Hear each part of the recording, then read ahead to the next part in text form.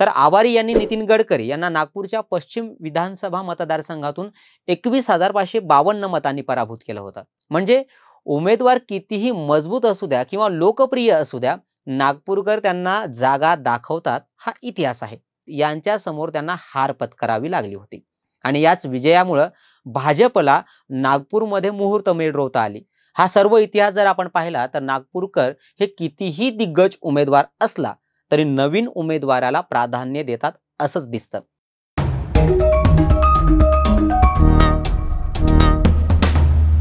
नमस्कार, आपण पाहत आहात न्यूज टापू। महाराष्ट्रातील लोकसभा निवडणुकीच्या पहिल्या टप्प्यात 19 एप्रिल रोजी मतदान होत असलेल्या विदर्भातील 5 पैकी 4 मतदारसंघांसाठी काँग्रेसच्या उमेदवारांची घोषणा करण्यात आली आहे। रामटेकमधून रश्मी बर्वे, भंडारा गोंदियामधून डॉक्टर प्रशांत पडोळे, गडचिरोली चिमूरमधून डॉक्टर नामदेव किरसान, तर बहुचर्चित असणारा विदर्भातील महत्त्वाचा लोकसभा मतदारसंघ म्हणजेच नागपूरमधून आमदार विकास ठाकरे यांना काँग्रेसनं उमेदवारी जाहीर केली आहे। असं बोललं जात आहे की आता खरा रणसंग्राम पाहायला मिळेल। याचाच विचार करता महाराष्ट्रातील काही लोकसभा मतदारसंघ असे आहेत की ज्या ठिकाणी आधीच्या दिग्गजांना पराभूत करण्याचा एक मोठा इतिहास आहे। त्यापैकीच नागपूर लोकसभा मतदारसंघ देखील आहे, ज्या ठिकाणी आधीच्या उमेदवाराचा पराभवाचा इतिहास आहे। आज आपण या व्हिडिओमध्ये जाणून घेणार आहोत नागपूर लोकसभा मतदारसंघाविषयी। विदर्भातील अन्य लोकसभा मतदारसंघाचा विचार करता नागपूर लोकसभा मतदारसंघ हा अत्यंत महत्त्वाचा मतदारसंघ असून याकडे संपूर्ण महाराष्ट्राचं लक्ष असतं। विशेष म्हणजे भाजपचे अजात शत्रू समजले जाणारे आणि कायम विकासाच्या मुद्द्यावर निवडून येणारे नितीन गडकरी नागपूर लोकसभा मतदारसंघातून निवडणूक लढवतात। नागपूरमधून यावर्षीच्या लोकसभा निवडणुकीसाठी देखील भारतीय जनता पक्षानं केंद्रीय मंत्री नितीन गडकरी यांना तिसऱ्यांदा उमेदवारी देऊन विश्वास दाखवला आहे। नितीन गडकरी यांच्याबद्दल बोलायचं झालं तर त्यांचे सर्व पक्षांशी अत्यंत जिव्हाळ्याचे संबंध आहेत। मी विकासाचा मुद्दा समोर ठेवून निवडणूक लढवणारा उमेदवार असल्यामुळे मला पराभवाची भीती नाही। विकास हाच मुद्दा समोर ठेवून नितीन गडकरी हे निवडणूक जिंकून दाखवतील असा ठाम विश्वास भाजपला देखील आहे। तर काँग्रेसनं नितीन गडकरी यांच्या विरोधात आमदार विकास ठाकरे यांच्या नावाची घोषणा करून भाजपला शह देण्यासाठी योजना आखली आहे। आता या ठिकाणी भाजपचे नेते नितीन गडकरी विरुद्ध काँग्रेसचे नेते विकास ठाकरे अशी सरळ लढत पाहायला मिळणार आहे। दरम्यान उमेदवारी जाहीर होताच विकास ठाकरे कामाला लागले असून त्यांनी नितीन गडकरींवर पहिल्याच पत्रकार परिषदेत तोफ डागली आहे। तसं पाहता विकास ठाकरे हे काँग्रेसचे नागपूरचे शहराध्यक्ष आहेत। विकास ठाकरे यांनी पत्रकारांशी बोलताना नितीन गडकरींवर चांगला निशाणा साधला। ते म्हणाले की नितीन गडकरी हे नरेंद्र मोदी यांच्या लाटेवर निवडून आलेले खासदार आहेत। नितीन गडकरी म्हणतात की त्यांनी नागपूर शहराचा विकास केला, कायापालट केला, मग त्यांच्या आधी हा विकास कधी झाला नव्हता का, असा सवाल ठाकरे यांनी केला। तसंच नागपूरमध्ये यावेळी 13 वेळा काँग्रेसचे खासदार कसे निवडून आले, विमानतळ, MIDC, मिहान ही कोणाची देण आहे, असे अनेक प्रश्न विकास ठाकरे यांनी उपस्थित केले। तसंच केलेल्या विकासाचा सामान्य नागरिकांना किती फायदा झाला याचं उत्तरही नितीन गडकरी यांनी द्यावं असं आवाहन ठाकरे यांनी केलं। आता असा कलगीतुरा या ठिकाणी सुरू असतानाच अशी देखील चर्चा सुरू आहे की अनेकदा नागपूरकरांनी नेत्यांच्या या बालेकिल्ल्याला सुरुंग लावला आहे, मग त्यामध्ये भाजपसह काँग्रेस देखील पाहायला मिळतं। त्यामुळे नितीन गडकरी यांना यावेळी ही निवडणूक जड जाऊ शकते असं देखील बोललं जात आहे। आता इथला इतिहास पाहता विदर्भवीर म्हणून प्रसिद्ध असलेले जांबुवंतराव धोटे, राज्यसभेचे माजी उपाध्यक्ष आणि रिपाईचे दिग्गज नेते खोब्रागडे, नागपूरच्या पहिल्या महिला महापौर कुंदाताई विजयकर, माजी केंद्रीय मंत्री विलास मुत्तेमवार अशा कितीतरी दिग्गजांना नागपूरकरांनी लोकसभेच्या निवडणुकीत सपशेल पराभूत केलेला आहे।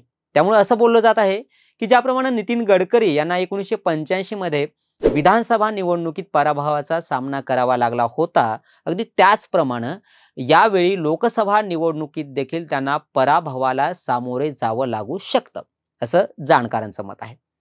70च्या दशकात आपण पाहिलं होतं की भाऊ जांबुवंतराव धोटे यांचा नागपूरसह संपूर्ण विदर्भात मोठा दबदबा होता। त्यांच्या कार्याबद्दल आपण सगळेच जाणतो। स्वतंत्र विदर्भ राज्यासाठी लढा देणारे धोटे फॉरवर्ड ब्लॉकचे नेते होते आणि ते 1971 ते 1977 या काळात नागपूरचे खासदार देखील होते। काँग्रेसच्या विरोधात ते नेहमी लढत असत. पक्षाच्या आणि कामाच्या बाबतीत त्यांची लोकप्रियता देखील जनसामान्यात अत्यंत महत्त्वाची होती.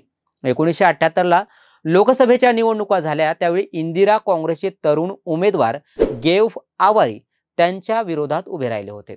त्या काळातील प्रचंड लोकप्रियता पाहता धोटे निवडून येतील हीच शक्यता जास्त होती.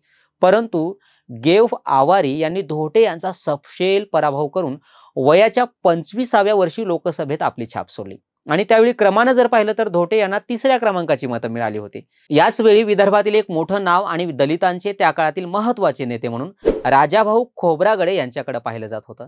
ते 1958 ते 1984 या काळात राज्यसभेचे सदस्य देखील होते. विशेष म्हणजे 1969 ते 72 या काळात राज्यसभेचे उपसभापती देखील होते.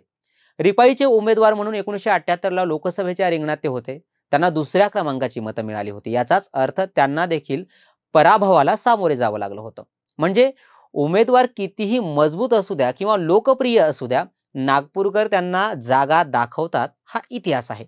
तसं पाहता त्यावेळी इंदिरा काँग्रेस हा देशभरात एक मोठा पक्ष होता. 1985च्या विधानसभा निवडणुकीबाबत बोलायचं झालं तर आवारी यांनी नितीन गडकरी यांना नागपूरच्या पश्चिम विधानसभा मतदारसंघातून 21,552 मतांनी पराभूत केलं होतं. अर्थात त्यावेळी नितीन गडकरी हे नाव राजकारणात नवीन होतं, त्यांचा उदय होत होता. भाजपला नागपूर लोकसभा मतदारसंघात पहिला विजय मिळाला तो 1996च्या निवडणुकीत. तसं पाहता नागपूर हा काँग्रेसचा बालेकिल्ला होता. नागपूरच्या पहिल्या महिला महापौर कुंदाताई विजयकर यांचा काँग्रेसच्या तिकिटावर त्यावेळी लोकसभा निवडणुकीत पराभव झाला होता. कुंदाताई या महाराष्ट्र विधानसभेचे माजी अध्यक्ष शेषराव वानखेडे यांच्या कन्या असल्यामुळे त्यांची लोकप्रियता आणि जनसामान्यांमधली प्रतिमा देखील स्वच्छ होती.